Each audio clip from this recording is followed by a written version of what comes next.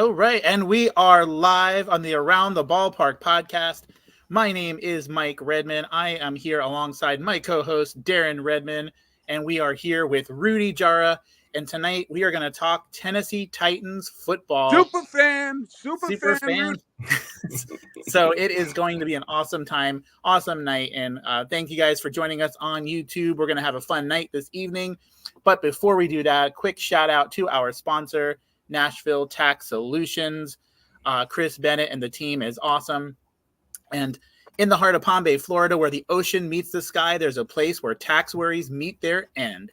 Whether you need to file years of missing returns, a current year return, or you need relief from a tax lien or levy, Nashville Tax Solutions has the solution for you. Nashville Tax Solutions is your trusted partner in the tax resolution industry. Listen to what people are saying about Nashville Tax Solutions. Recently had the pleasure of working with Christopher Bennett, the owner of Nashville Tax Solutions, and I must say his knowledge and expertise in tax matters is truly impressive. His professionalism and attention to detail were evident throughout our interactions, and I felt confident and supported every step of the way. I highly recommend Nashville Tax Solutions, and specifically Chris, for their exceptional tax services. They saved me from a financial nightmare. Do not let tax problems weigh you down.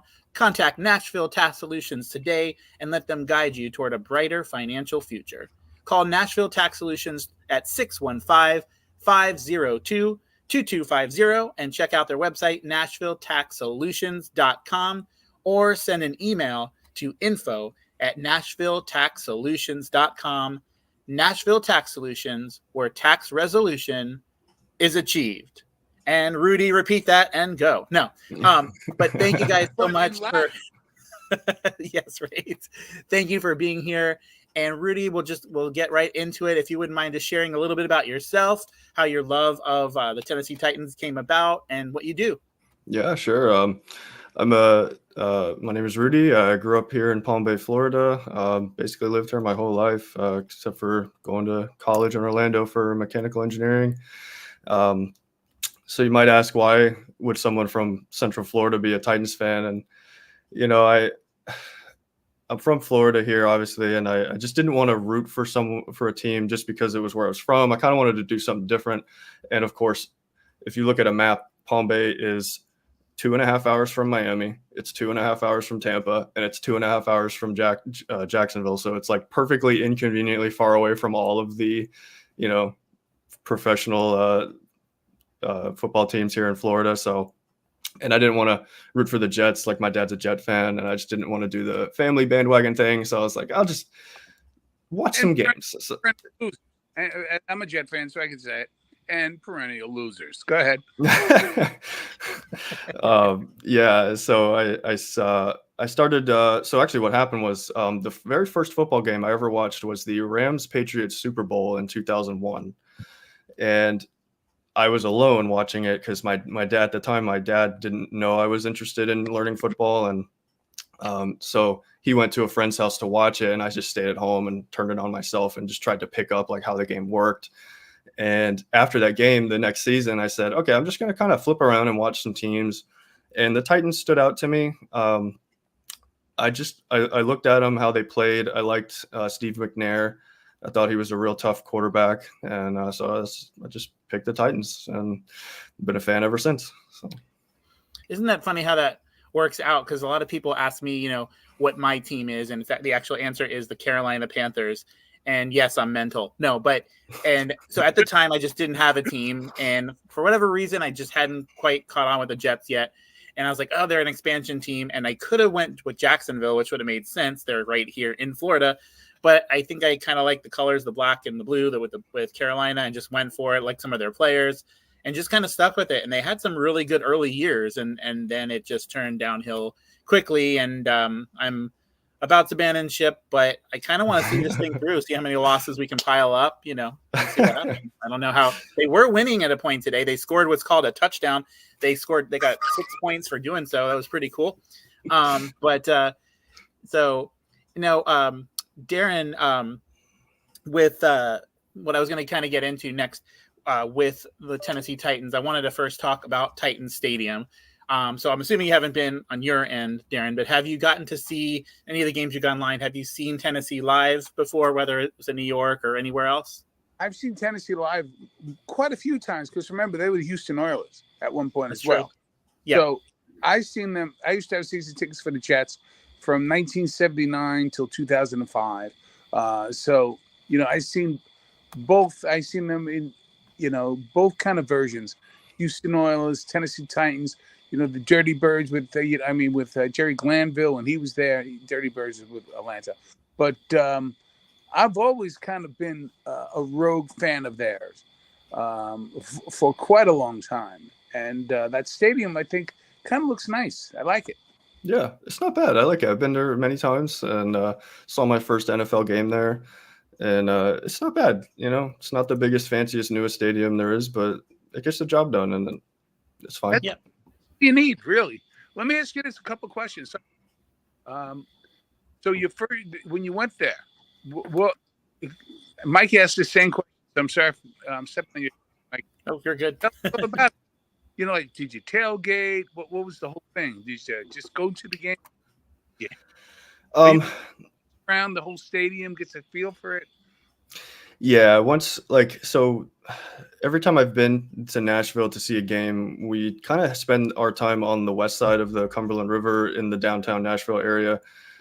Just kind of popping in and out of the various honky tonks and things, and just checking the city out and having a good time. And then when it's time to go to the game, you just walk across the bridge, and it's right there. Kind of take a lap around the stadium, check things out. But yeah, it's no tailgating. I never was really interested in that. I'm not really a party person, so yeah, just more go to the game, be entertained or very disappointed, and walk of shame across the bridge back home. Understood. And it's called Nissan Stadium. Now, correct? do you have a ritual? Yes, it's called Nissan Stadium. And no, not really. It's a little different each time we go. The last time we were there, it was a year or two ago, and boy, it was a great game for a Titan. But it was miserable watching the game. It was very, very cold. It was 35, just above freezing, and it was raining. And that's the worst. And it was windy. And yeah, I was drenched and utterly frozen to the core the whole game. But we slapped the Dolphins. We actually went we drove up with a friend of ours that's a Dolphin fan. So whenever the Titans come to Miami, we'll usually pop down there and see them and meet up. And then we took a trip to Nashville to see the other side. That's the communal effect of football, sports in general. We talk about it around the ballpark.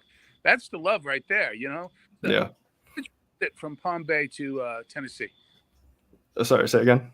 How long of a trip is it from Palm Bay to get to Nashville? It's about 12 hours. My wife and I would I would drive 3-4 hours, just empty the tank, fill up. She would drive, and we just kind of, tag in, tag out. But yeah, it's about 12, 13 hours to get up there. Nice. Now, for those that may not know that are watching along, and there's a few that just popped in, so glad to see you. Make sure to hit that thumbs up, hit subscribe, of course, but hit that smiley face, 100%, whatever you got to do to get some action going in the chat. We appreciate you. But my question is, one thing we brought up a few times in the show, I recently got to go to Fenway Park for the first time, and we were wearing Tampa Bay Ray shirts, and they couldn't have been nicer. The experience live at a Tennessee Titans game, is there a team that's like their rival that you dare not walk into that stadium wearing that merch, or is that kind of just like welcomed in, because you can look like a fool going to some places, you don't go to, Yankee Stadium wearing Red Sox gear, and, there's certain NFL rivalries, but I'm not quite sure if Tennessee, quote unquote, has one. So do you want to share about that? Well, yeah, of course, there's the divisional rivalries. We're in the same division as the Texans, the Colts, and the Jaguars. I've been to quite a few Jags games in Jacksonville since, the Titans will play there at least once a year. So that's a guaranteed Florida game that I can go see. I kind of gave up on going up there, though, only because I think I've been up there 3 or 4 times and they've lost all of them. And so I don't have a great track record, even if the Titans are doing fantastic and the Jags are doing horrible. Somehow they'll still find a way to hand the game away. But no, I never really had, as far as rivalries go, I think the Ravens and Titans is another kind of rivalry that kind of pops up every now and again. Every now and again we'll cross paths in the playoffs, and it can get pretty heated. Lots of tussling going on after the play ends in those games. I will say though, the last time I was in Miami, we were getting heckled bad on the way out of the game, and it was so sad. I'm ashamed to admit. So this was a Monday night game. I'll just tell you real quick the story. It took 5 hours, more than 5 hours, to get to the game. The last 2.5, we were staring at the stadium because it was Monday Night Football and it was just such bad traffic and there was no parking. So we were going like nowhere. And we didn't even get to our seats until the 2-minute mark in the second quarter. So we missed the entire first half of the game. Anyways, that game came down to, we were down by 2 scores and it was like, I think 4 minutes left the game was, how many times do you see a team come back from that kind of a deficit with that little time left? So I said, given the experience I just had trying to get down here, I don't want to have the same experience trying to leave and I have to work the next morning. So I'm out of here. So, so again, I'm ashamed to admit that. But when I got in the car, my wife opens up her phone because my dad texted me. I was like, wait a minute, what? Who won the game? And I had her look it up. She's like, the Titans won. I was like, what? How? And on the way out, Dolphins fans were like, bye Titans. Oh, just everything. Like, just that was some of the worst heckling I've ever gotten. They are bad. I remember doing a bus trip. I went to the Palm Bay Rec Center and took a bus to Miami, and was the only fool wearing Panther gear, and it was rough. They were, even though they're not even rivals, but it was different, for sure. Yep. And one thing too, like just to talk about, when you leave a game, like you always have that mindset. Okay, like you think you're a genius, right? Like, I'm gonna leave in the fourth quarter before everybody else leaves, or in baseball terms, I'm gonna leave at the top of the ninth because nobody else has thought that far. But for me, like, there's really no rush to get out of there if it's a major league game or if it's an NFL game, because I'm just going to turn my car on and sit there and not go anywhere. And so that's true. I'd prefer, not that I want to be the last one out of there by any means, but most of the times your GPS and the MapQuest, that's not working. The route that you're trying to go is blocked off and you're not getting anywhere. Yeah. But you still want to start the process. It's just, you better have an air conditioning vehicle and that's got enough gas to get you out of the parking lot. Yeah, I mean, again, I very much regret. I normally don't do that, but just given the horrible time I had getting to the game, and then just everything else, I was like, I can't. This is the one I'm gonna call it on, and yeah, regretfully, I should have stayed because, oh my gosh, it would have been absolutely just the sweetest thing ever walking out of that stadium after getting heckled the entire game by all the Dolphins fans around me. And then we came back and pulled off like a 1 in 1,000 win. Yeah, for sure. So. And before I want to dive into their game so far this season, as we're sitting here September 22nd, they've played their first 3 games of the season. Just quick last touching on the stadium, what is a go-to must-have food-wise? Because I'm a big foodie person myself, but there's got to be something outside of the regular that kind of stands out there they're famous for there, or is it just the basics? Oh my gosh, the name of the restaurant escapes me at the moment, but it's the place where the original Nashville hot chicken recipe came from, and boy, it is hot. Yeah, that I wish I could remember the name of the restaurant, but okay. Yeah, the locals will know. If you ever go there and you want to try it out, just ask anybody there. There's actually a Johnny Cash restaurant that was really good too. We had breakfast there. It's right next to a Johnny Cash museum. And yeah, that was some really good Nashville hot chicken and biscuits I had that morning. So yeah. That's cool. I know you got a segue, but before you do, I know, just to put a pin in rivalries, I know you mentioned there's no big rivalry, but I always wanted to ask a Tennessee Titan fan, somebody who's been there. Any legacy from the Memphis Miracle with the 7 greatest lines ever said by a radio announcer? There are no flags on the field. You know, with Tennessee and with Buffalo.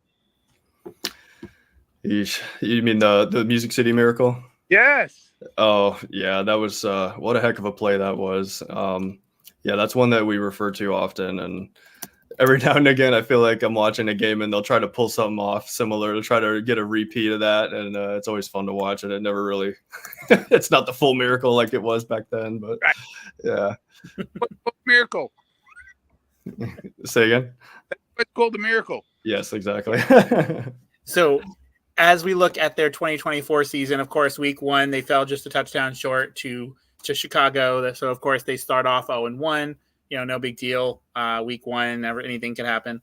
Then, of course, and then Darren, I'd like you to kind of just jump in on this one because week 2, of course, the Thursday night or the game against Tennessee and the New York Jets, week 2. So, kind of want to just hear your thoughts. Of course, obviously you yourself streamed that game and comments and stuff like that. So kind of what was your overall take of that game from both the Jets perspective and the Tennessee perspective? A couple of things.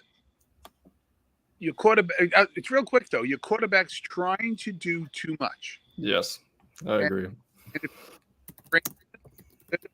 He's a good quarterback.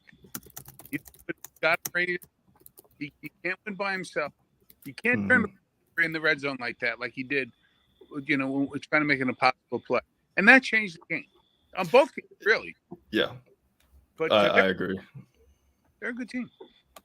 Yeah, I like what I saw from Levis last year at the end when they made him starter. I mean, he's made some very key mistakes in the first 2 games. And even the game today, but I think that one was probably less impactful. But yeah, just trying to make too much, like trying to make something out of nothing. Just hug the ball and take the sack instead of trying to shovel pass to try to make something out of nothing and then end up completely, you know, blowing it. So yeah, I think that's just young, inexperienced quarterback. He'll get it. He needs some time and you know, I think he'll sort it out. I think so too. And shout out to Robert Shoemaker's here with us on live. Big Cincinnati Bengals fan. We'll actually have him on October 13th. So save the date for that one. But so we've talked, you know, week 1, week 2. So kind of respectable showings, both games. So now we are here talking about week 3. And, you know, I know you watched today's game, Rudy. Kind of what went wrong today in that? And I will be right back because the list of things that went right is a lot shorter. No, it was just a brutal game to watch. I mean, the first drive for both teams was very strong. The Packers got the ball first. They marched down the field. This was a game I was quite interested in and made a point to watch because Malik Willis, the starting quarterback for the Packers, was a Titan last year and the year before. And I never felt like he got a fair shake. He was made starter for a few games when Tannehill got hurt. And honestly, I just never felt like the guy got the time he needed to develop properly. Sure, he looked shaky, but at times, but I mean, anyone would. It's just their first few games. I mean, give the guy some grace here, you know? So, yeah, I was particularly interested in the game today. And he had some he looked good on the first drive. I made some notes here for myself. He had 2 30-yard passes on the first drive. He had, then the Titans drive answered back with 7 points. That was a good looking drive. I thought that was solid, and I was pretty happy with that. But pretty much almost nothing went right after that. I mean, Green Bay got called for penalties. A lot of flags on them all day long, but it didn't really matter. Their drives just kept staying alive somehow. You know, they'd get backed up to like 3rd and, I don't know, long 20 something and managed to squeak it out. Or, you know, Willis had he escaped getting sacked for like a 12-yard loss, and instead he turned it into a 4-yard gain.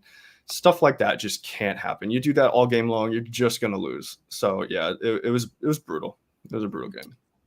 Yeah, and Darren, I wanted to ask your thoughts on this. So right now, I believe there is one team, Jacksonville, that could still fall. But as of right now, we're sitting here 8:20 p.m. on the 22nd, and Tennessee is the only 0-3 team right now in the NFL. Please don't leave the stream, Rudy. I apologize. But they are the only 0-3 team. So from what you've seen thus far in the division that they're in, because we know some of those teams in the division are, not quite, it's catchable, it's redeemable. But what do you have any thoughts on what can they at least make a wild card run here, or do you feel like they're at least a year or two away from what you've seen? Manage expectations. I'm being great now. No, trying to look for some bad dad jokes. I mean, as you know, I played college ball. I coached in college, offensive line, special team coordinator. Very simple. It is not a dominating division. This is a division that you can actually take, much less the wild card. It'll actually, in some measure, be easier to take the division. Who else is in that division that's going to run away with it? Maybe the Texans. Yeah, but the Texans really flawed today. Did you watch the Texans? I mean, no. Stroud is. But again, there'll be something, and there's some injuries. You never know. All you got to do is literally the rest of the season. You just win every 2 out of the next 3 games. 2 of the next 3 games, and you turn your head. Listen, I'm going to change the sports, but the same thing applies. The Mets were miserable right around Memorial Day. They were 9 games under 500. Look at them now. Yeah, they were 3 or 4 days away from a fire sale, like complete fire sale, and then Jets were 0-3, and they made it to the second round of the playoffs one time. With your games, this is not a dominating division. Do you realize 2 in a row, 2-3? You're just about a 500. So just win your games. Now you're gonna have to beat Jacksonville both times, and you can. You're gonna have to win the divisional games, and you can. Won't be easy. Everybody thought the Saints, including myself, were world beaters. But what did they do tonight? They lost at home. You never know. Just quarterback, get him just kind of bring his game in a little bit, and you'll be okay. Right. Played against a team, and you made a very eloquent point, Rudy, about the quarterback for Green Bay. He knew he scouted you real well. So, Green Bay knew what they were up to. Remember that. That won't happen next week. So, right. Think that's all I'm saying. Yep. And a question came in, Rudy, I'm not sure if you're good with this one, but it says, with the addition of the former Bengals OC, offensive coordinator, do you feel that the offense is a bit lackluster, or do you feel the offensive scheme is better or worse than the previous season? Again, I today, unfortunately, is the only game I've got a chance to watch in full. I did watch some highlights from the first 2 games, but I is yet to be seen, I think. I mean, to be honest, I didn't expect this year to be a dominant year for us. We got a new general manager, new head coach, lots of new coaching staff, lots of new faces on the roster, to be honest. So I really think I wasn't. If this year's a abysmal year for us, so be it. I kind of already had that expectation going in. Just it's hard to get. Maybe the magic happens sometimes where all the right pieces come together all at once, and these guys are a fresh group, but they have chemistry together right off the bat. Not always the case. So I kind of expected not the best season from my team this year. I'm hoping that they can work out some things, and we'll see what happens moving forward. But I like the coach. I like what I see so far. Just got to clean up some of the mistakes, and I think we'll be all right. It's not like both you kind of said, it's not panic time. 0-3 does not mean Chicago White Sox 35 and 122. They're a long way from that. Anything could happen, especially with so many divisional games left. So right, and also like Darren said, it's an extreme. The AFC South is one of the weakest divisions in football, and it has been for a long time. I mean, none of the teams have really been powerhouses except for maybe the Colts. Maybe with Andrew Luck, he was doing pretty decent there. That that whole Andrew Luck era was just stuff of nightmares for Titans fans. The numbers are so lopsided when you look at it, like Colts versus Titans, and we play each other twice a year. And I think they owned us for, I don't know, 4 years or something. It was a long time. The Colts have to be the one rivalry. If I could refer back to that question, yeah, the Colts are definitely my least favorite team in the league. But yeah. Yeah, and Robert had mentioned when he was with Cincinnati, the offensive coordinator, there was a lot of lackluster offense and checkdowns and not a lot of creativity. So where I want to kind of go next is, and we can kind of go back to current just a little bit, but we have to cover the staple of the channel. We wouldn't be who we were if we didn't cover, of course, the Mount Rushmore. And so don't expect you to have quite the same. We had DeLon last week on with the Rams, and he had like so much. It was awesome to see, but we like originality, so don't need to be the same every single week.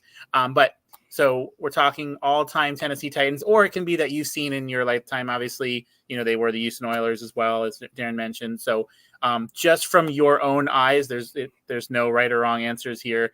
Of course, because you might not have seen an Earl Campbell play or something like that. So right off the cuff, your 4 names for Mount Rushmore. We try to keep it to 4. Some have a hard time thinking of the 4th or cutting it down from 5 to 4. But if you had to pick 4, starting with you, Rudy, and then Darren, who would you say?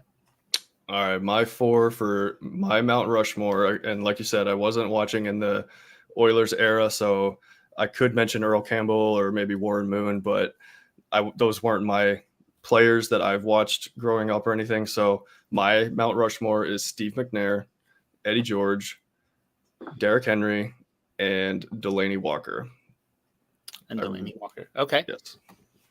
And Darren, hearing what he had just said, obviously you might have some older names on there, but what would you say to that? I'm going to go 2 and 2. But by the way, Rudy, your list, if I had to go just Titans, that's my list as well. Okay. But I'm going to go 2 and 2, and that's with the late, great Steve McNair. Yeah, I get emotional thinking about it. Yeah. He's a good man. And what happened to him was just horrible. It really was. Eddie George, fantastic player. I mean, an all-time NFL great, in my opinion, and class. And then I would have to say Earl Campbell and Warren Moon, who's an all-time great. I mean, if you never saw Earl Campbell run, my God, and I did, so it was unbelievable. Those are my 4. Can't go wrong there with that. And I think, there's some other names that maybe we could be, close by, but I think you both covered that. I don't have any names that are outside of what you've mentioned, so we'll keep it at that for now. So, of course, very early to see, and we've talked about that. The season's by no means over any kind of stretch like that, but in reality, what we're sitting at the end of the season. Tennessee's played their schedule. What is your early prediction on the record that they'll finish this year? Already kind of thinking they're more of a 2025, 2026 team, but if you had to just go for calling what you think it might be right now, what is their final record in your thoughts on that? I think they're going to, at best, maybe win 8 games, and at worst, maybe 4. So okay. I think they'll pull a few wins out, but yeah, I don't expect them to have a winning record. Maybe close to 500, but they'll probably end the season just below. I think they'll get 8 victories, and I think it's going to be one of those. The final week, they're in the playoff hunt. If that 17 teams lose, one team got a tie, you hear kind of things. Yeah, but those things. Yeah, I tend to go. I may sound a little harsh. I think it's going to be a 6-win season.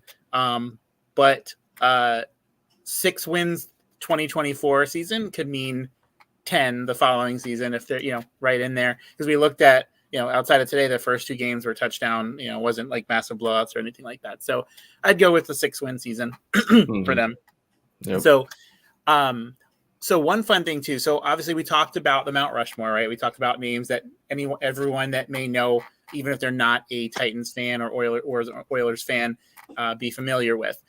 And those that are watching the product may know the stars of 2024. But is there a player, and it could be a current roster player, or it could be someone of all time that you've seen, the best player that nobody is talking about? Maybe not a Mount Rushmore kind of guy, but someone that was well under the radar, or that people should have or will be talking about more. So no one that I saw today was really just an absolute standout. That, I mean, it was kind of a bad game on both sides of the ball. I didn't see any. I mean, there's a couple of shining plays here and there, but I didn't see anything that was just like consistent effort. Like, oh yeah, that guy's great. I mean, we all know, Hopkins and Ridley and these guys are going to be, but everyone knows them. So people that most people probably won't know. The only name that I can say that stuck out to me that I've seen him make some good plays recently is Nick Westbrook-Akine, wide receiver. But yeah, I'll have to, I probably have a different answer for you once I can watch a few more games. In the past, though, I would say back to my Mount Rushmore, Delaney Walker. The guy was always just all reliable. Always, he was our leading receiver in multiple seasons, I believe. The guy was just always there. You just throw it to Delaney. It's kind of like a Gronk, just and then he's a big, strong guy. He'll just plow right through and get you that first down. No one talked about that guy except Titan fans that I'm aware of. And, And if you're a fantasy guy, you knew about him too, because those points when you needed it. I'd love to ask you about, because we have to ask you about what's behind you, right? And Darren, please feel free to chime in, because we love to talk stories on this, not just question answers. We love just sharing stories, fun stories, that sort of thing. So I know right before we went live, you had something you were showing me that if you want to kind of show that to those watching right now. Yeah, and then absolutely. kind of what else is behind you. Shout out to Eileen, just popped in and saying that she loves the your background and all the work that was put together to do that. So I appreciate that. So to set up what I have here, I'll show you in a moment, but this was my first NFL game I ever went to. My dad and I took a trip together to Nashville, and it was 2011 against the Saints. And this was when the Saints were kind of on a hot streak, and it was the whole who dat, kind of era. And oh my goodness, you couldn't go anywhere in Nashville without, you're walking on one sidewalk and here's a group of Saints fans behind you. There's another group of Saints fans on the opposite side of the road, and they just all yell, who dat? Driving by, cars with Saints flags on them, they roll the windows down, who dat? I heard so many who dats that weekend. It was wild. But after the game, we grabbed a newspaper, so I clipped it, and then we did lose the game. It came down to the last play as the clock was expiring.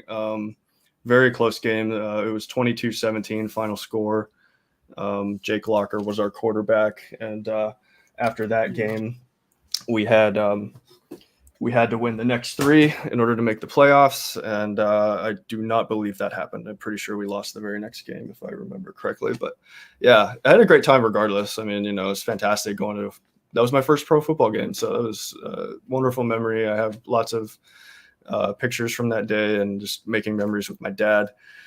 I have one more newspaper clipping that I got. The next time we went to Nashville, it was against the Jets, my dad's team. So we thought that would be fun. Let's go, to Tennessee and see a Jets Titans. So we won that one. But to be honest, so I'll just say this was, I got this newspaper. This is Chris Johnson. He ran a record, I think it was 98-yard run or something, 94-yard run touchdown. Longest in franchise history. So that was pretty awesome. I got to witness that live at the stadium. Got that newspaper clipping and saved it. What year was that again, around? That one was December 18th, 2012. Okay. So those yeah, are the kind of runs like that's what those kind of runs will make fantasy football people not play anymore. Like you think you got it locked in the bag, and then they get the 9 points for the 90 yards, and then they get the 6 points for the touchdown. It's like, oh god. well, here's how to show you that game was actually. I mean, Titans won it, but like it was like who can be less bad the whole game. I mean, it was a bad game. Just to let you know that 94-yard run, Chris Johnson ran for only 122 yards for the whole game. Right. So that one run, just completely skews the statistics. And so there you go. but I have something else to say. My dad had a bad experience at that game, not because of a Titan fan, but because of another Jet fan. We were like fourth row, right, like at the 50-yard line, right there, right behind the Jets sideline. And this was when Mark Sanchez was the Jets quarterback. Yeah. And there was a Jet fan behind us, and he was heckling the Jets players very hard, and just obscenities, just the worst type of thing. I was just like, guy, you're not helping your team.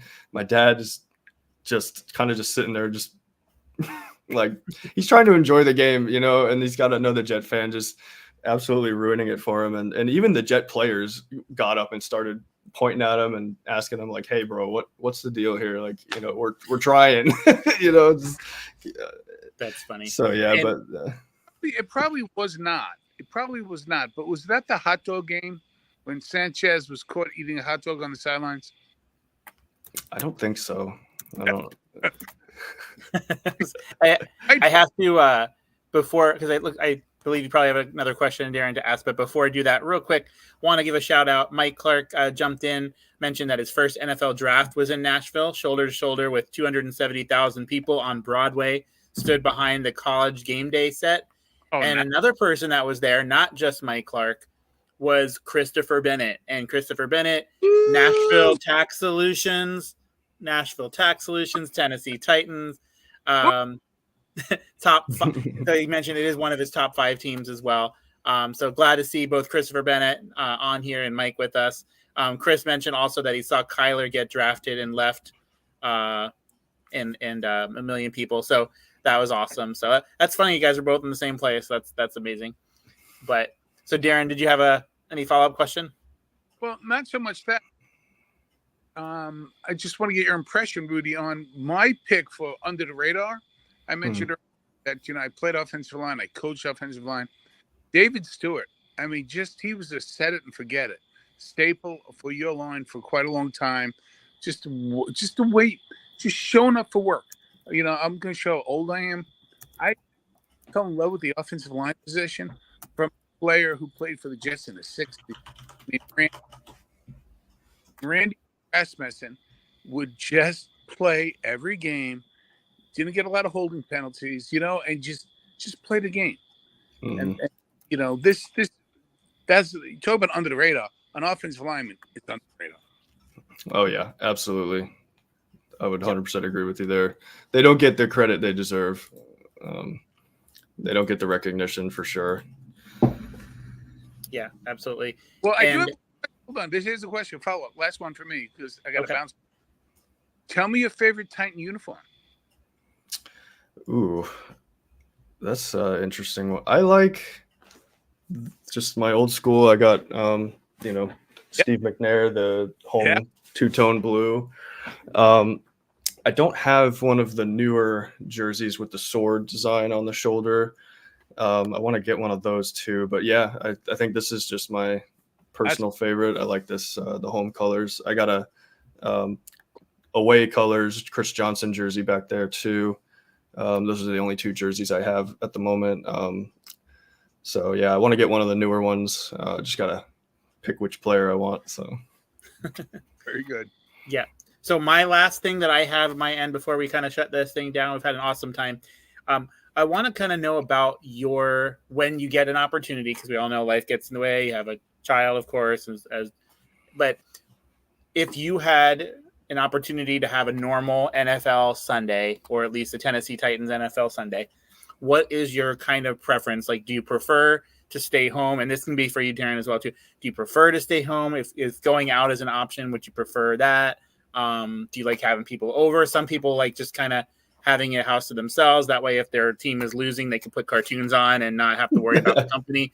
But everybody's a little bit different. So I want to ask both of you that question as we wrap this thing up: is what is your ideal Sunday? People, no people. It's funny you asked that because I was actually pondering that question myself. Just because I hadn't got to watch a game this year, and it was really nice to just be at my parents' house with my son and be around my family and just get to hang out and watch the game. It was a lot of fun. And so yeah, my preference for sure is to just have a nice chill Sunday at home, drink some beers, eat some steak or whatever, and just sit back and watch the game, preferably with my dad or maybe my Bucks fan friend. And yeah, so at home, not alone. So. Right. Yeah, I think, and before you answer, Darren, like I think, often people can have it going out like to a Broken Barrel if you're here in Palm Bay or a place like that, but Briefo Brady's, Buffalo Wild Wings, every once in a while can be fun, but to make it a regular thing, it can get a little bit, not to mention pricey, but a little bit much. So Darren, what are your thoughts? And Christopher mentioned he prefers going to the stadium. So unfortunately, us here in Florida, we're 3 hours away from all three teams, so we're not quite around the corner. But it is worth a trip if you can make it. But Darren, what's your answer? I think again, I think Rudy hit a home run with that one. It's nice just to have a small group of people that understand. But I will tell you this now, that what we all now do here with the media casting and the following up and the podcasting and the live, I have to sometimes watch it alone because I want to take notes. Like Rudy was mentioned, taking some notes, and you want to do some things. I'll tell you where I don't like it. I don't like going out to Wild Wings and things like that. Too many people, too many distractions, too expensive. Not a fan. Yeah, I agree. Yeah, you used to be able to get wings and fries for $9.99. Now it's get 6 wings. You never know. Buffalo Wild Wings, the sauce is good, but usually most of the time they turn in these little chicken nugs, these little tiny little things that are not worth the $3 a wing that they charge by any means. Yeah. But yeah, I think like for me personally, by the time I get home, and one thing, we at the church we go to, we have a third service and we don't get home until after 3. So we're actually cutting down to 2 services. So I might make it home in time for the 1 o'clock games, which would be pretty awesome. But I just, at this point, when they have those long days, I agree. I used to be the guy, like I am I got to go out and do everything with everyone all the time kind of person. Eileen knows that. I hear her laughing across the house. But when it comes to Sunday football or Sunday games, by that point now, by the time I get home and exhausted and all that kind of stuff, it's definitely best to put your feet up and not move, especially now that I'm 43 years old. I thought I was 42, found out I was 43. So, yeah, there's that. So, but thank everyone that joined us in the chat. A lot of interaction, a lot of people that were in that didn't want to say anything. That's okay. We see you there. You can't hide from us. But thank you, Rudy, for taking the time and doing what you did behind you. That is awesome to see. We love when guest comes on and comes on and does that sort of stuff. Darren, thank you as well for hopping on. Just want to keep in prayers. Jake's a little bit under the weather. That's why he couldn't join us this evening. So want to lift him up, pray for healing and restoration in his body. And then just thank everyone that jumped on the chat, Christopher Bennett especially, for all the support. And we're going to, we got to 1,000 and they always say the first 1,000 is the most difficult. For me, I was fortunate to know a lot of people. So I think the next 1,000, once we get past that next 1,000. So please subscribe, find 5 people, do the pyramid scheme. Just find 5 people, force them to subscribe. We would appreciate that. But all joking aside, thank you everybody so much for being here. And until next time, we'll see you around the ballpark. Bye, guys.